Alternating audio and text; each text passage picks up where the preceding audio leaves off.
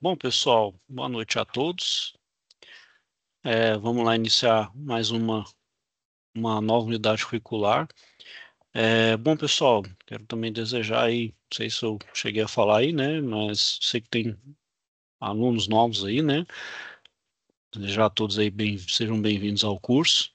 É, o meu Anderson aí pode contar comigo aí, pessoal. Então, tem que estar no grupo lá, tem meu contato. Podem entrar em contato pela plataforma, pelo WhatsApp ali. Estou à disposição para ajudar vocês, se for necessário, se for preciso.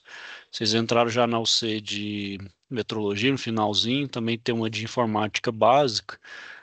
Depois, se vocês tiverem acesso e puderem assistir às aulas lá para tentar entender lá qual que é as atividades, tentar fazer, se quiser ir tirar dúvida, pessoal, não só podem, como devem entrar em contato para tirar qualquer dúvida, ajudar vocês muito nessas vocês anteriores. Ainda tem tempo, pessoal, porque esse é o C do módulo, esse módulo básico ele tem mais 4 Cs, né? Então a gente tem S mais 3. A gente vai até a unidade curricular de número 6 no módulo básico. Então tem um tempo aí considerar para vocês conseguirem responder as atividades ainda pendentes. Bom, pessoal, então a gente inicia agora o C de desenho técnico, a terceira aí do nosso módulo básico. Deixa eu compartilhar a tela aqui com vocês. Então, ela iniciou aí no dia 27, né? Iniciou ontem e vai até o dia 6 do 10. Então, tem aí um bom intervalo aí para a gente poder explorar aí essa unidade curricular. Vocês vão ter esses momentos presenciais, né? Um agora de manhã, no dia 29, outro no dia 19. A gente tem duas situações de aprendizagem, pessoal, duas atividades, e aqui a gente vai utilizar um pouco de desenho auxiliado por computador, que é o AutoCAD. Eu vou depois mostrar para vocês, vocês enquanto estudantes, enquanto vocês têm vínculo com a escola, né, com a escola Senai aí de Santa Amaro, vocês conseguem acesso à versão estudantil do AutoCAD. Claro, essa versão, pessoal, você consegue fazer os desenhos, consegue fazer ali uma forma de treinar, porém ela não vai ter alguns recursos. Por exemplo, você não consegue fazer um projeto, né? No momento que você fizer um projeto lá, vai imprimir, ele gera uma marca d'água, até porque não é o propósito desse software, ele é para vocês aprenderem o uso da ferramenta, né? Mostrar depois esse passo a passo para vocês. Então tem as aulas aí, pessoal, até o dia 2 aí, então mês de setembro praticamente todo aí, o mês de setembro, um pouquinho de outubro, né? A gente tem essas aulas aí. Vou passar um pouco também do desenho do AutoCAD, ok, pessoal? Nesse primeiro momento a gente vai falar um pouco mais do desenho manual, tá bom? Então deixa eu... Então eu vou ler aqui a primeira situação de aprendizagem, pessoal, para a gente entender aí e... Então vamos lá, o gerente de logística, deixa eu pôr aqui que é melhor. O gerente de logística da empresa que você trabalha solicitou que você elabore um desenho de dois cases, né? São duas caixas para acondicionar um sistema de climatização residencial do tipo split high wall, né? Split high wall, pessoal, é o tipo de aparelho que a gente tem mais assim comum aí nas residências, né? Então é o evaporador ali, que geralmente ele fica um pouco próximo do teto, e é separado, né, o evaporador do condensador. O condensador interligado com a evaporadora por uma tubulação, condensadora junto com o compressor, ele fica do lado de fora. Aí você vê ela geralmente apoiada no chão ali, né? Então esse é o modelo split high wall. Vou falar, claro, dele mais detalhes nas próximas UCs, né? Não vou falar tanto agora, não é o caso, vou falar aqui de desenho. Então, qual que é o objetivo do projeto? É dimensionar o tamanho das caixas que atenda o acondicionamento de forma segura e econômica, tendo em vista que os aparelhos serão enviados por via aérea à filial da empresa, localizada no interior do estado. Então, fique atento para a confecção dos cases, pois a empresa contratará uma marcenaria local. Portanto, ela deverá ter um projeto que inclua todas as informações de tamanho e outros detalhes importantes. Seguindo a orientação do setor de logística, após conferirem as medidas dos aparelhos, os cases devem ter as seguintes dimensões para o condicionador. Então, largura. Aqui o condicionador é o condensador, pessoal. Está errado aí. Então, é o condensador. A largura dele é de 0,35 metros, né, ou 35 centímetros, a altura de 65 centímetros e comprimento de 90 centímetros. Para a evaporadora, ele tem a largura de 40, a altura de 30 e um comprimento de 80.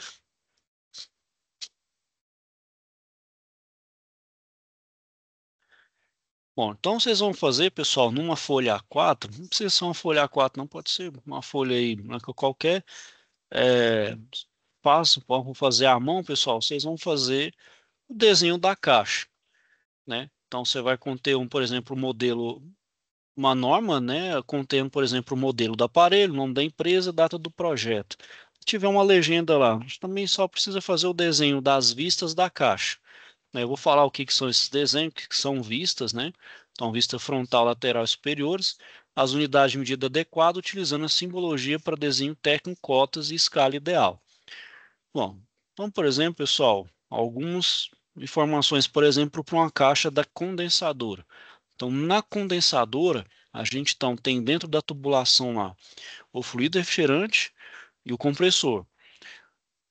E a gente não pode, pessoal, por recomendação, colocar a condensadora fora de posição. Tem que ser aquela posição vertical, tá? Não pode ficar deitada, inclinada, tem que estar em pé. Então, por exemplo, na caixa tem que dar aquela indicação, né?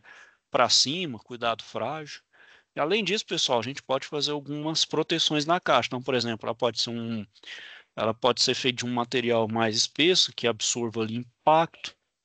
Posso utilizar plástico bolha, posso utilizar aqueles enchimentos, parece salgadinho, né? Ele de isopor. Você pode fazer um pouco maior. Então, você tem ali as dimensões, por exemplo, do condensador, você faz a caixa um pouquinho maior, claro, né? Então, eu vou mostrar aí, pessoal, né, o que vocês vão precisar para o uso desses desenhos, né?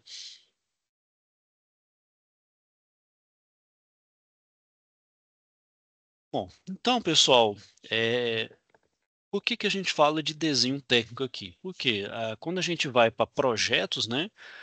ah, Projeto é uma indicação de como esse sistema, por exemplo, de ar-condicionado, ele vai ser instalado, por exemplo, se é um sistema com dutos, né?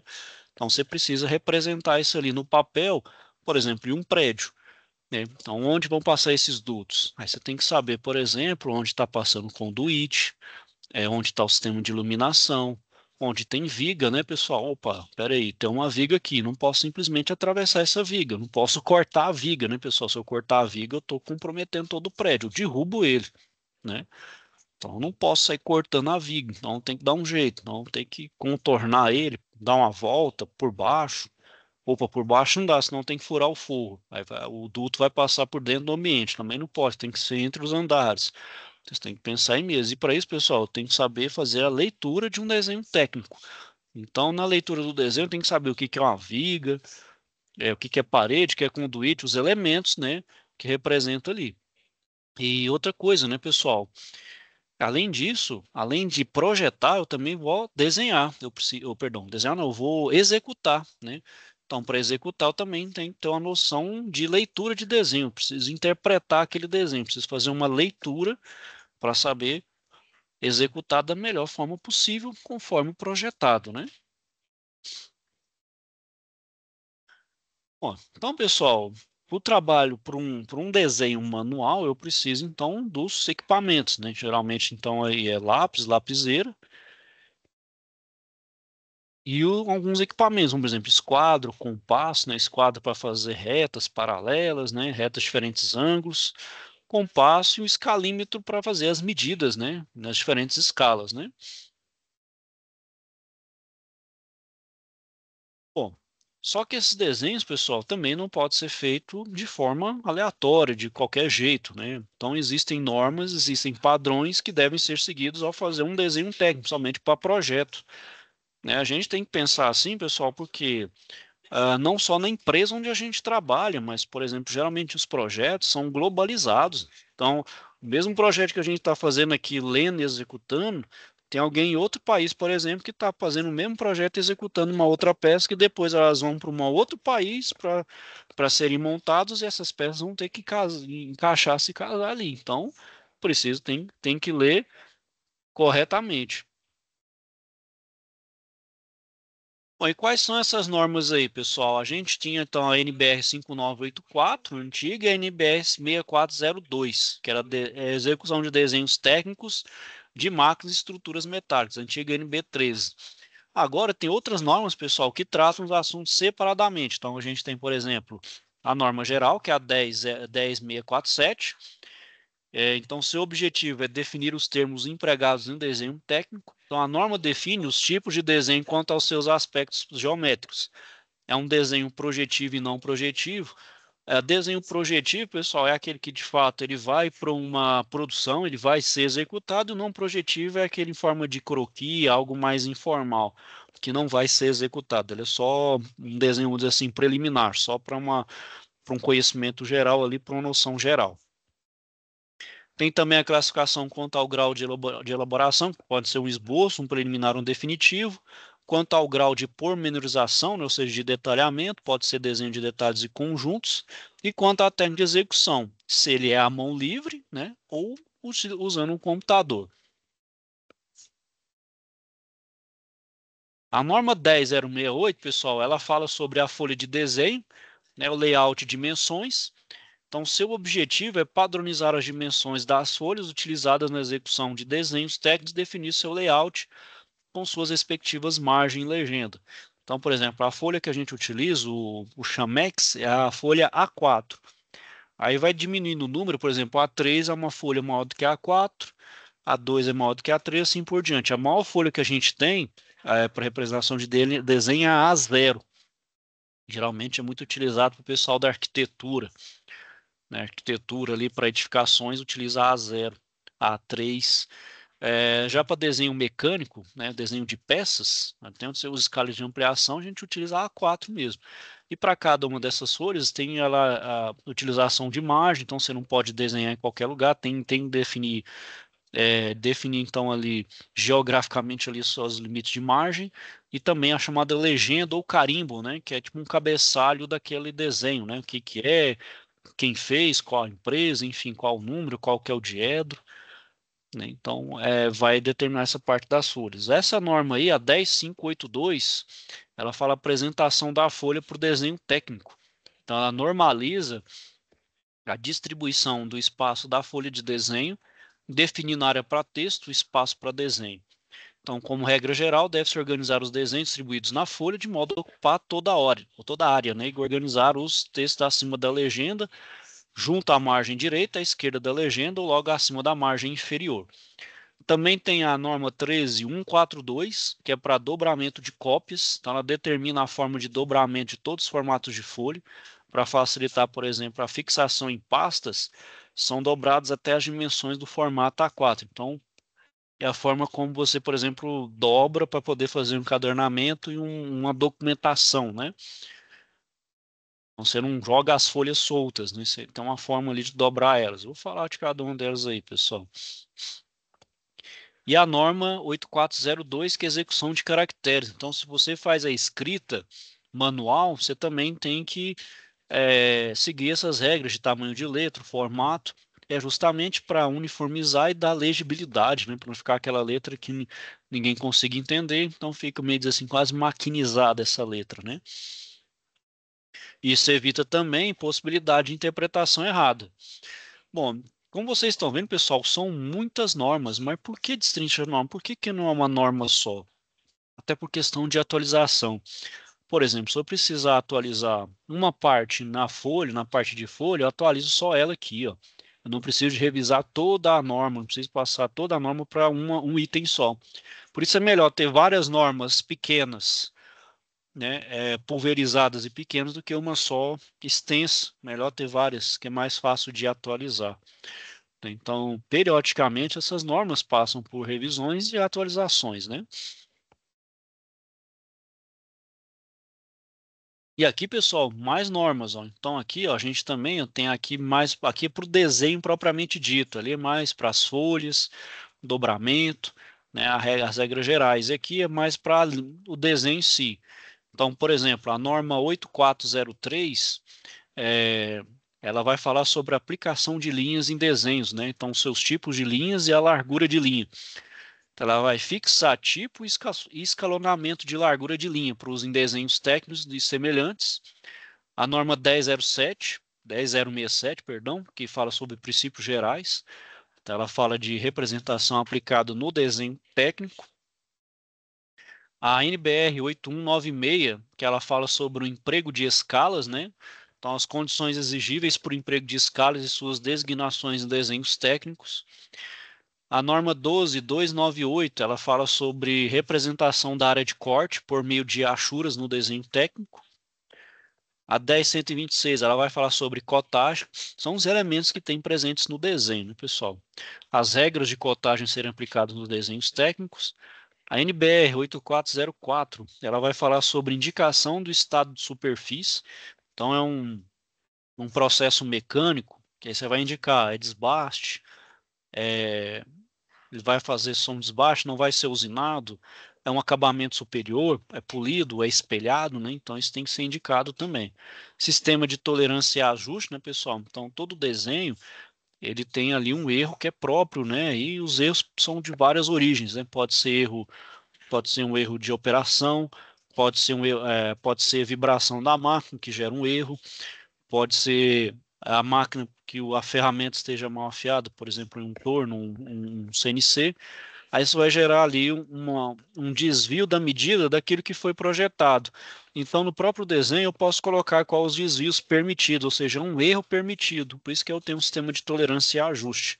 São erros permitidos, né? Posso ter uma tolerância maior ou menor, dependendo da aplicação do meu desenho. E a norma 8993, ela vai representar a representação convencional de partes roscadas, né? Isso se eu estiver falando de parafusos, porcas, né? Que tem representação da rosca do parafuso, né? Em desenhos técnicos. E algumas normas, pessoal, específicas de desenho para área específica. Por exemplo, a 6409, ela vai falar sobre execução de desenho na área de eletrônica, né? Principalmente fazer o desenho esquemático daquelas placas PCB, né? Que é as placas impressas. A norma 7191, ela vai normalizar a execução de desenhos para obras de concreto, ou seja, voltado para a área da construção civil. E a NBR 11534, ela vai falar sobre a representação de engrenagens, aí também para a área mecânica. Então, ela vai ter algumas normas aí que vai direcionar para uma área específica.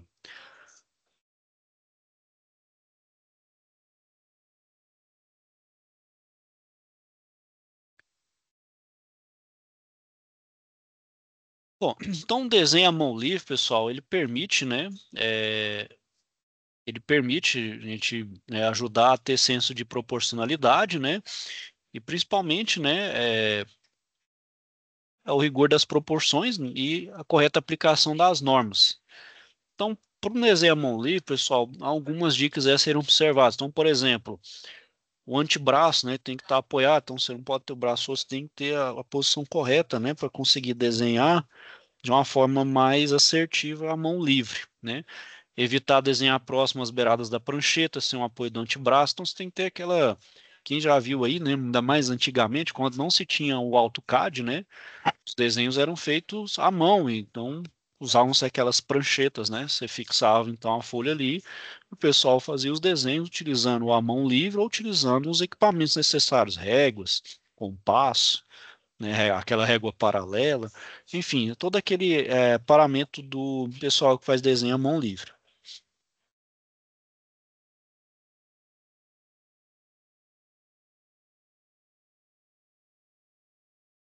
Então, ele tem as representações, né, pessoal, por exemplo, traçado de retas, né, figuras geométricas, né, geométricas planas aí, então círculo, quadrado, triângulo, retângulo, trapézio, hexágono, pentágono, né, paralelogramo, losango, enfim, as diferentes formas geométricas, uma figura plana e um sólido geométrico, né, meio que fazer uma perspectiva, né.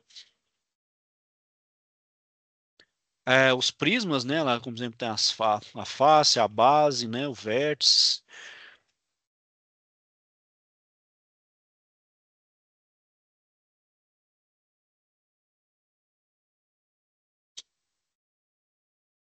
Bom, como vocês viram aqui, pessoal, quando a gente lida, por exemplo, com um desenho dessa forma, prismática, quer dizer que a gente está fazendo um desenho em perspectiva. Essa aqui é uma perspectiva isométrica. É como você pega o modelo, por exemplo, vou pegar essa borracha aqui, ó.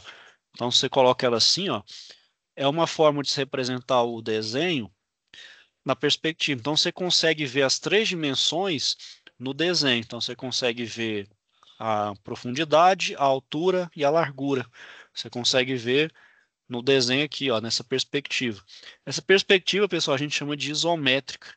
Ela utiliza três semi-retas que vão formar entre si ângulos de 120 graus. Então são chamados eixos isométricos. Com isso, então, a gente faz a perspectiva isométrica aqui, ó. Geralmente, pessoal, para fazer o desenho em perspectiva isométrica, a gente utiliza esse papel com essas linhas, né? Se você for ver, elas têm uma angulação de 120 graus, chama de papel reticulado. Isso quando vai fazer à mão, né? Já quando você for fazer no computador, eu vou mostrar depois, já tem uma própria forma que você coloca ele na perspectiva isométrica.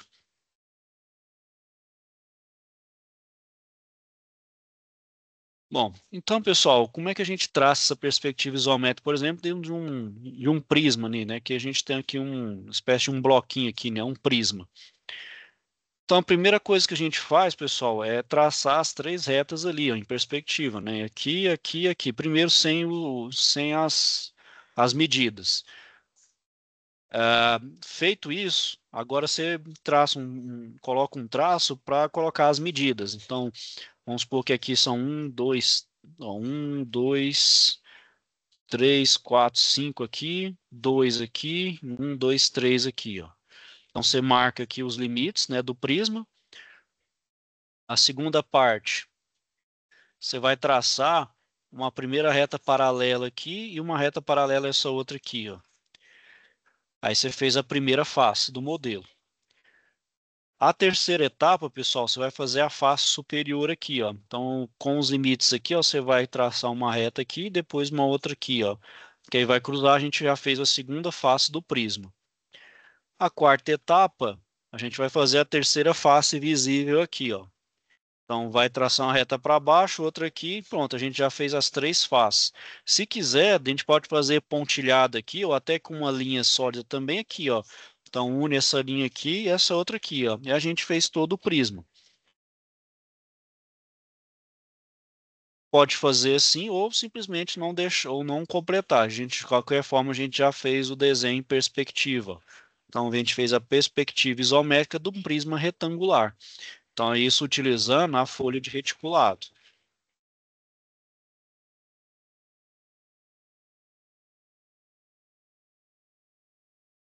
Bom, as unidades aqui, pessoal, não vou falar nelas, que a gente já abordou elas na metrologia. Eu creio que aqui não vai fazer muito, a gente já só para ter noção. A gente tem as unidades do sistema internacional, né? Onde tem o metro, o decâmetro, o hectômetro, o quilômetro, né? Então, por exemplo, o desenho mecânico, somente mas são peças pequenas, a gente cota em milímetro, a gente coloca milímetro.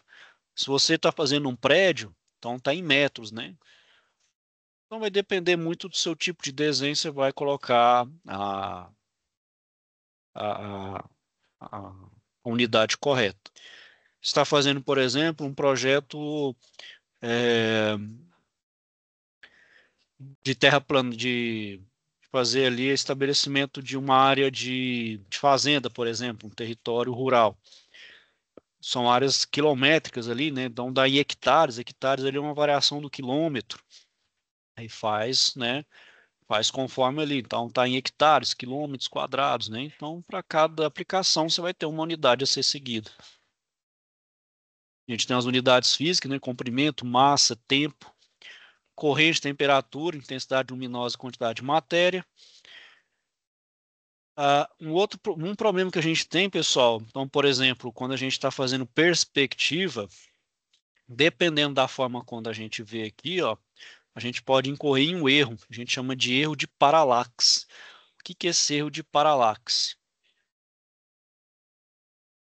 Dependendo do ângulo de visão, se ocorre esse erro devido à observação errada, por exemplo, numa escala de graduação. Você está vendo, por exemplo, o que acontece, por exemplo, quando está utilizando o paquímetro. Então, o paquímetro a gente nunca pode inclinar ele ou a gente olhar ele inclinado. A gente tem que olhar ali sempre a 90 graus. Se você olhar de um lado assim, ó, você pode estar confundindo a medida, você pode estar gerando um erro de medida, e é justamente chamado erro de paralaxe. Então, pode ser um erro grosseiro, aleatório, acidental ou até a própria paralaxe, né? E além disso, pessoal, para evitar também o próprio erro da paralaxe, tem questão da conservação do equipamento, né? Então, por exemplo, não personal cursor, né? Tudo aí faz parte, né, do erro da paralaxe. Então, para fazer um desenho, pessoal, é, o desenho ele precisa de duas coisas, né? O modelo, né? Então, é a peça que eu vou fazer o desenho, o observador, né? Ou seja, quem vai fazer o desenho ali, e o chamado plano de projeção. Então, o modelo é justamente aquilo que vai ser representado numa projeção ortográfica. O que é isso, pessoal? A projeção ortográfica é decompor. Bom, uma peça, ela tem três dimensões, né? Então, ela tem largura, altura, profundidade. Então, são três dimensões. Para colocar na projeção ortográfica, pessoal, eu vou reduzir essas dimensões. Vou sair de três dimensões para duas. Então, eu vou fazer vistas, diferentes vistas para pegar cada um 2 a 2. Então, eu vou pegar, por exemplo, essa vista para pegar uma medida, essa aqui para outra e a outra e assim por diante. Então, eu tenho as chamadas projeções ortográficas que me geram, então, a chamada vista, é, vistas essenciais. Então, por exemplo, essa peça aqui, ó, se eu olhar ela de lado, se eu olhar ela de lado aqui, ó, chama de lado, eu vou ter uma visão 2D. Se eu olhar ela do outro lado aqui, chama de frente, é uma outra vista, uma outra visão 2D. E de cima eu vou ter uma outra visão 2D. Então eu vou decompor essa peça em três vistas distintas no plano ortográfico, aí, na projeção ortográfica.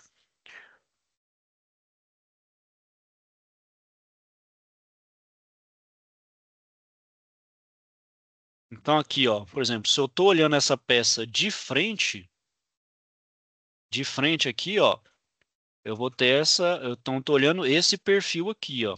Se eu olhar de por cima, eu estou enxergando isso daqui, ó. E se eu estiver olhando de lado, eu estou enxergando isso daqui, ó.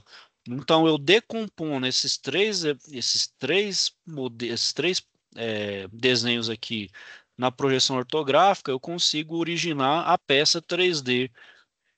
E assim da 3D eu também decomponho ela na projeção ortográfica. Então ela é mão dupla aí, né? Via de mão dupla nesse caso.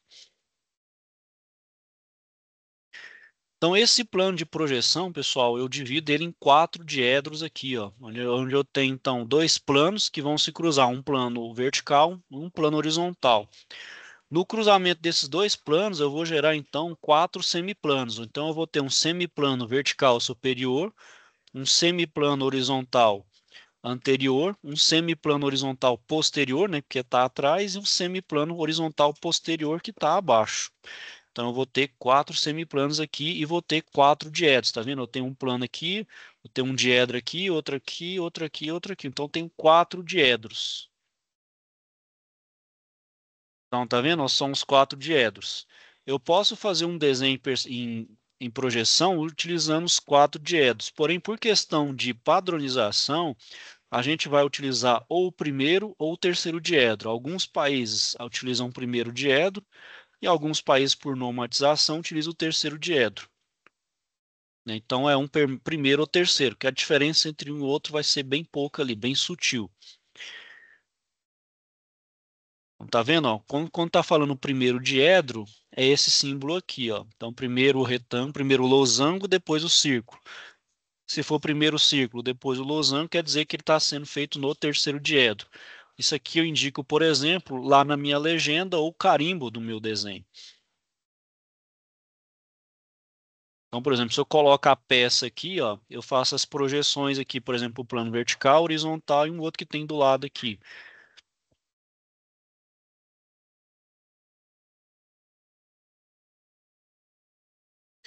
Então, a projeção ortogonal, né, ortográfica dos sólidos geométricos, pessoal, ele vai nos três planos, o plano vertical, lateral e horizontal, que coloca o nome das vistas, né?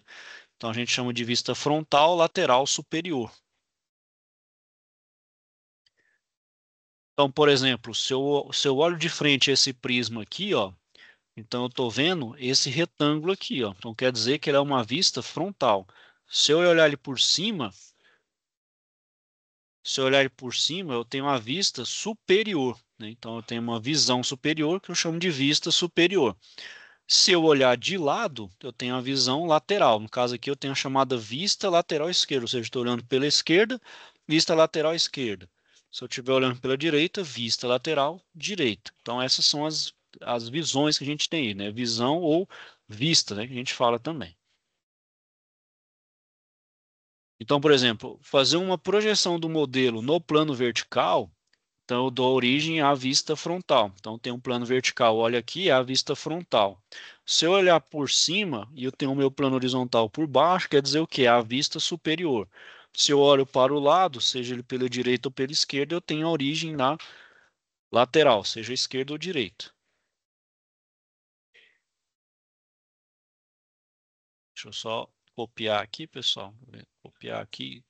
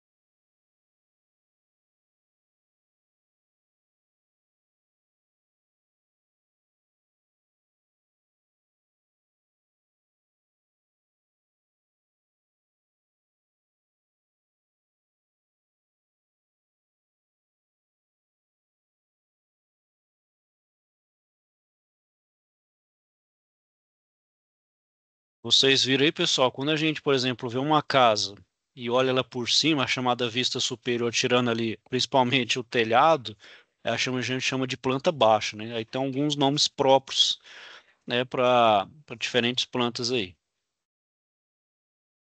Vamos falar disso agora não, esse é assunto para a próxima situação de aprendizagem.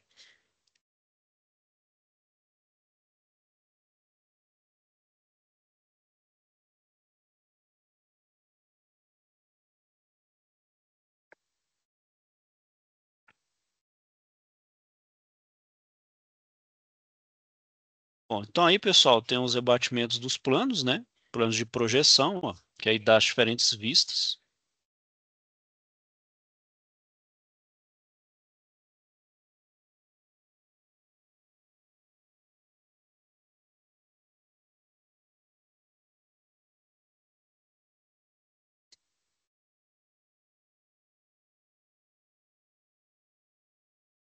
Bom, ok, pessoal, então vamos supor ali, ó, na SAP, o que que a SAP pede ali, ó, por exemplo? A gente desenhar, ó, as cases, ó.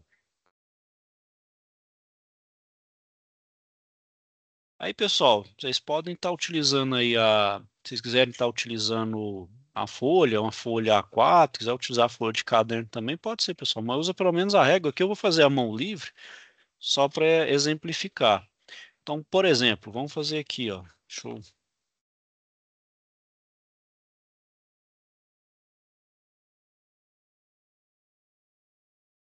Então, vou desenhar primeiro aqui em perspectiva.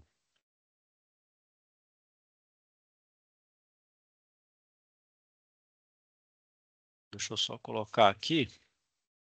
Então, vamos lá. Primeiro, vamos fazer aqui, ó, o condensador, ó. Então, vamos lá, o condensador. Peraí, deixa eu apagar aqui. Vamos lá, o condensador.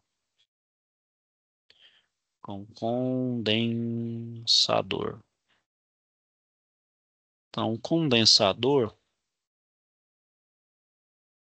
Então, o condensador ele vai ter as dimensões de Então vamos lá, largura 0,35 metros ou 35 centímetros, né? Então só a altura, né? Vou colocar a altura de H. Ela tem 0,65 metros ou 65 centímetros.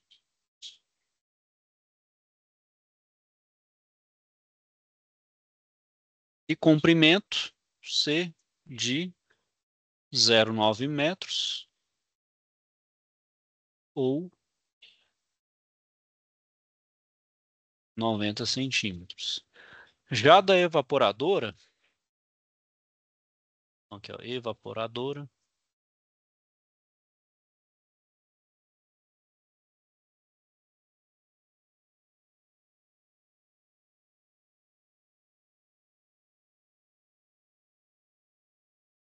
então para evaporadora eu vou ter uma largura de 40 centímetros, altura 30 centímetros e o comprimento de 80 centímetros. Bom, pessoal, eu não posso fazer uma caixa rigorosamente com esses mesmos valores, né? Vocês vão concordar comigo. O que que eu posso fazer? Bom, como está falando lá que vai ter um transporte aéreo, né? Eu posso considerar então um nível de fragilidade um pouco alto. Então, o que que eu vou fazer? Para a caixa, então, para confeccionar a caixa, eu vou aumentar os valores em alguns por cento. Vou considerar 15%. Então, eu vou jogar 15% a mais em cada uma das dimensões aqui, ó. Então, vamos lá. Para considerar, então, o transporte, né? Então, vamos lá. Considerando.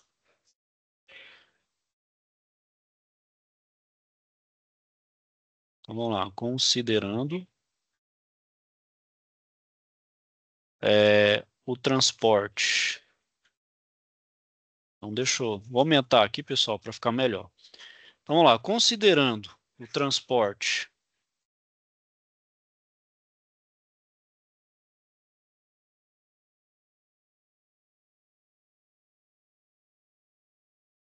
por avião,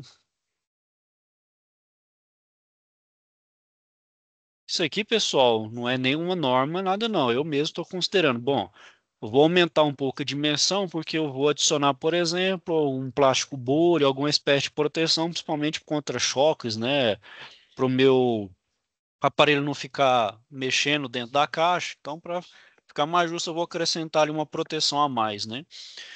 Então, considerando o transporte para o avião, vou então adicionar, então adicionar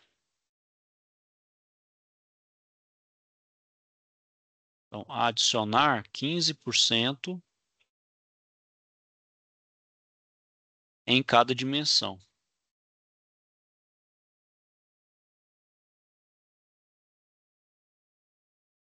Então, em cada dimensão.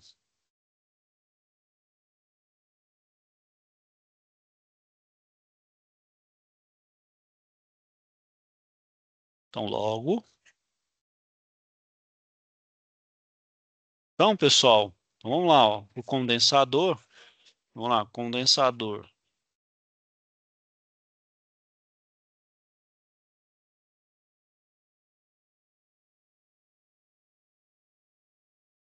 Então, vai ser agora a altura da caixa. Vou colocar aqui, ó, LC da caixa vai ser 0,35 mais 15%, né? Então, aqui, ó, vamos fazer os cálculos. Então, a altura da caixa, vou colocar depois fazer um por um aqui. A altura da caixa é 0,65 mais 15%. E o comprimento da caixa, 0,9 mais 15%. Então, aqui, ó, vamos fazer os cálculos. Então, aqui, ó, 0,35 vezes 1,15, 0,40. Então, vou colocar aqui, ó, 0,4 metros. 0,65 vezes 1,15, 0,74. Então aqui eu vou arredondar para 0,75 metros. E o outro aqui, ó, 0,9 vezes 1,15, 1,03. Então 1,03 metros. O mesmo vou fazer para evaporadora. Então, evaporador.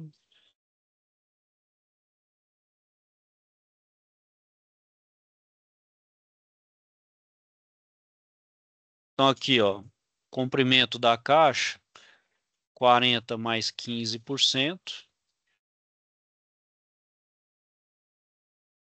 A altura da caixa da evaporadora, 30 mais 15%.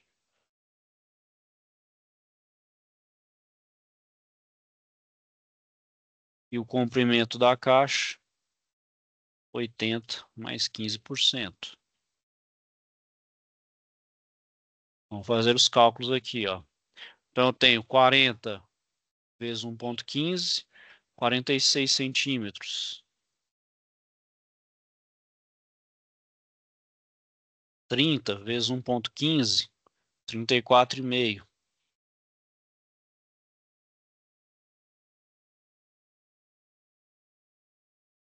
E aqui, pessoal, é 80 vezes 1,15, tem 92 centímetros. Então aqui, ó, eu tenho as dimensões das caixas, ó. Então a caixa do condensador aqui, eu vou fazer um esboço, ó, da perspectiva isométrica. Então aqui, ó, a caixa condensadora, ó. Então aqui, caixa. Mas nem precisa, já vou fazer ele aqui, ó. Já do próprio condensador já está aqui do lado. Então tem aqui, ó, a largura. Então tem a largura aqui de 0,4, a altura de 0,75. Então eu vou fazer ele meio paralelo aqui, ó. Fazer ele mais ou menos com a mesma proporção. Tá na mão aqui, pessoal. E aqui, por exemplo, ó, eu tenho a caixa em perspectiva. Então aqui eu tenho 0,4. Aqui eu tenho 0,75. E aqui, ó, tem 1,03 metros, que é a minha caixa aqui. Aqui da evaporadora do mesmo jeito. Então tem aqui, ó, em proporção, né?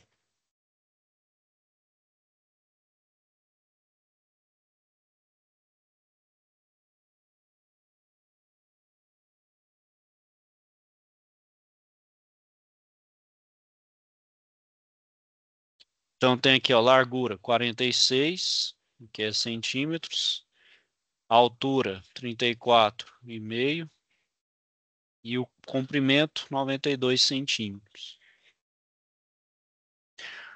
Bom, o que que ele pediu lá, pessoal? As vistas da caixa. Então, por exemplo, se eu olhar essa caixa de frente aqui, ó, vamos supor que aqui é a vista frontal, vou chamar aqui de VF. O que que é a vista frontal? É isso daqui, ó. É só fazer é o 0,4 por 0,75. Se eu olhar aqui de lado, eu vou chamar aqui de vista lateral direita, que eu estou olhando pela direita, vou ter então esse aqui, ó. É 1,03 por 0,75. E se olhar por cima, né, pessoal, se olhar por cima, eu vou ter a outra, né, que é de 0,4 por 1,3. Então é isso aí, pessoal, que vocês vão fazer, tanto aqui para da condensadora quanto da evaporadora. Alguém tem alguma dúvida, pessoal? Algum foi? Pode fazer à mão, mas se quiser utilizando aí uma régua, que aqui eu estou fazendo à mão, ficou uma coisa não ficou muito legal, né? Até aqui, pessoal, alguém tem alguma dúvida, questionamentos aí?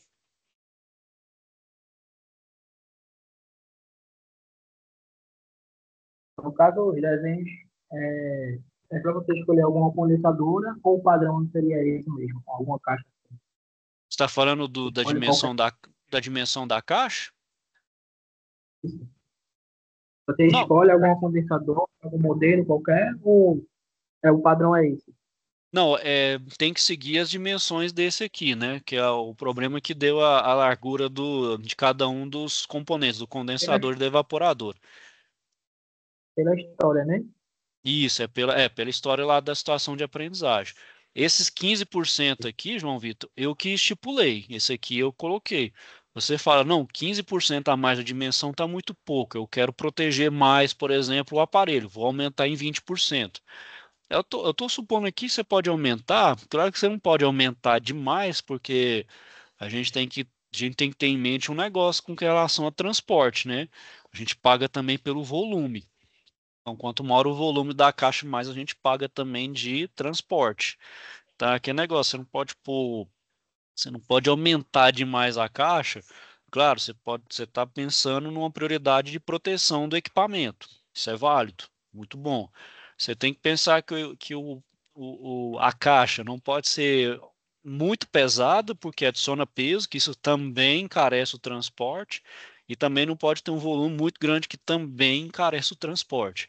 Por isso que eu coloquei ali uns 15% a mais a dimensão para ter uma proteçãozinha a mais, seja um plástico bolha ou qualquer outra coisa nesse sentido, né? Mas 15% aqui eu que estipulei, João. Mas aqui essas outras aqui do contexto da situação de aprendizagem, não tem como mudar. Ok, João? Consegui te Mas responder aí? colocar o tempo obrigatoriamente na atividade ou eu posso estipular ou é Não entendi. relativa? Não, não entendi? Esses 15%, ou vice-versa, 20%, 25%, é obrigatório na atividade ou não precisa? Ou é o Não, que eu não, acho que tem que. não precisa. É porque assim, a gente fala, vai transportar, e a gente pensa, aí a gente vai, como diz, vislumbrando ali, vai tendo umas ideias. Bom, para transportar tem que ser uma caixa um pouquinho maior, né? Você pensa como se fosse fazer um despacho mesmo para algum cliente, né? Ah, então vou ter que proteger bem, porque esse produto não pode estragar, ele é frágil, então tem que pôr uma proteção a mais, um plástico bolha, ou colocar aqueles plásticos, parece salgadinho, né? Só que é um de isopor, né? É, eu não sei como é que é o Entendi. nome aí no, no- no Pernambuco, mas aqui em Goiás a gente chama de milhopan, parece um salgadinho, chama de milhopan, parecia demais aquele salgadinho que a gente comia aqui quando era criança. Aí utiliza, pode ser falando, qualquer tipo de proteção, né, para principalmente coisa mecânica, né, e principalmente a fragilidade, né. Aí vamos supor a condensadora. Na condensadora, por exemplo, tem a carga de gás, né? Tem um gás e o compressor, o próprio fabricante indica, você não pode inclinar ele, tem que ser naquela posição. Aí você coloca na caixa a seta, né? Geralmente aquelas setas de indicação, e pode colocar um frágil também. Aí vai mais algum preço a mais no transporte. Só a gente vai pensando mesmo nessas possibilidades, né? Claro, aqui a forma que você interpretar aqui, ó. Não tem problema, é o jeito que você enxergou aqui, até porque o exercício não especifica, é que a gente vai pensando mesmo. Quando você vai lidando com algumas coisas, você vai pensando, bom, mas espera aí, tem isso, tem aquilo outro, é porque a gente vai vendo e vai pensando nesses casos, né? Certo, João Vitor? Mas aí não é um Certo. No gabarito caso, fechado. Eu estou colocando aqui, não é um gabarito fechado, não, João Vitor. Faz suas considerações aqui, a gente considera. Não, considerei assim, pensei assim assado. É bom que cada um ali mostra o seu raciocínio. Não estou falando que é um raciocínio, ó, tá errado, certo? Não é nem questão de certo, errado, gabarito para divergente, convergente, não. É suas considerações mesmo, né? Aproveita a sua expertise, a sua experiência também, né? Ó, então eu considerei isso, também levo em consideração isso, tem isso também, pensei nisso, pensei naquilo outro, certo? perfeito. Certinho, João? Mais alguém, pessoal? Falou, João Vitor, eu não escutei, desculpa. Não, não, foi, obrigado. Ou não, por nada. Isso, mais alguém, pessoal? Mais alguma dúvida aí, questionamento?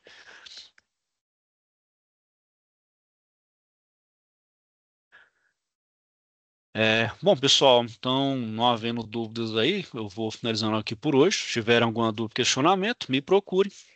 Vou desejar então a todos aí uma boa noite. Fiquem então todos com Deus e até a próxima.